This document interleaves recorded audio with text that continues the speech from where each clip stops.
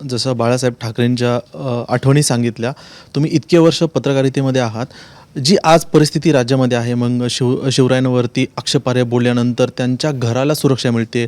पुन्हा कुणाल कामरानं त्याच्या अभिव्यक्तीचं तुम्ही जसं समर्थन केलं, त्याच्या स्टुडिओवरती हल्ला होतो आणि जशा पद्धतीनं लवकर अटक होत नाही जे शिवरायांवरती आक्षेपार्ह वक्तव्य करतात.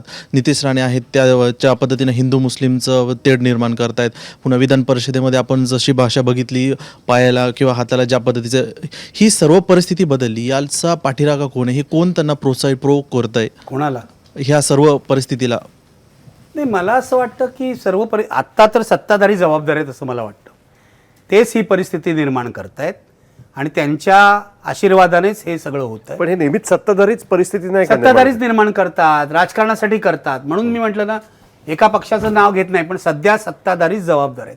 महाराष्ट्रामध्ये शिवाजी महाराजांचा सरसकट अपमान होतो, सरसकट.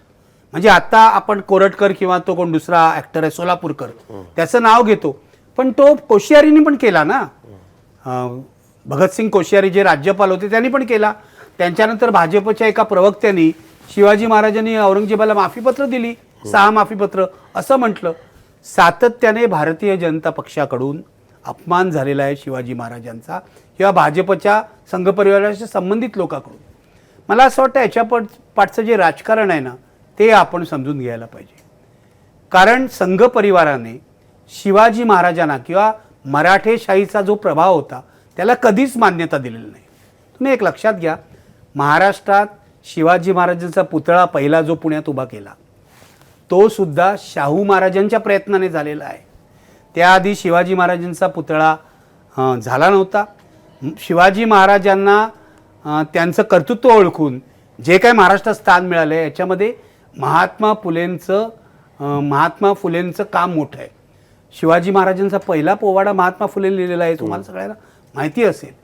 पण आता मी ब्राह्मणशाही वगैरे म्हटल्यावर लोक माझ्यावर चिडतात.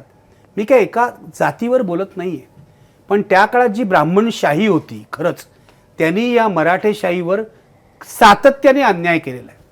संभाजी महाराजांना दगा कोणी दिला ते बघा, त्याच्यामध्ये तुम्हाला ते उच्चवर्णीय ब्राह्मण कारकून दिसतील सगळे.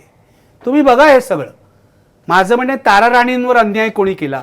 ताराराणी एवढी कर्तृत्ववान स्त्री महाराष्ट्राच्या इतिहासातली.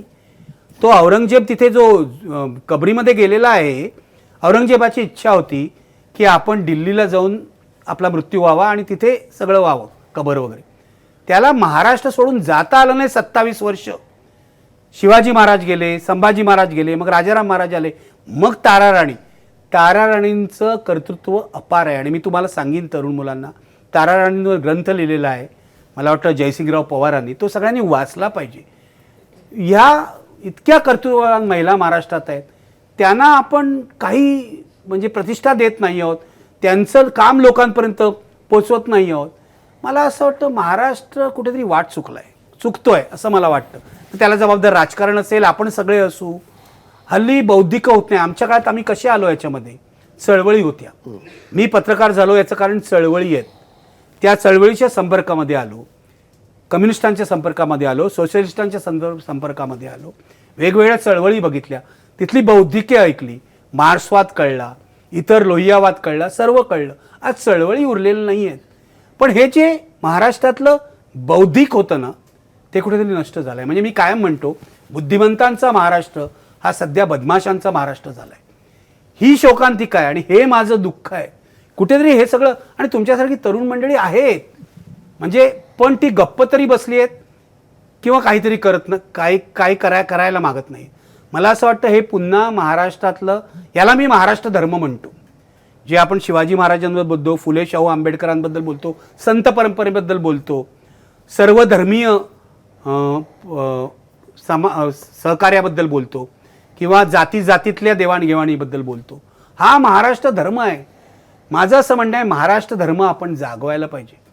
महाराष्ट्र धर्म जर जागवला तरच महाराष्ट्र जगेल आणि तो समाजाने जागवला पाहिजे. सिव्हिल सोसायटी मुवमेंट, नागरिकांची चळवळ जागी झाली पाहिजे.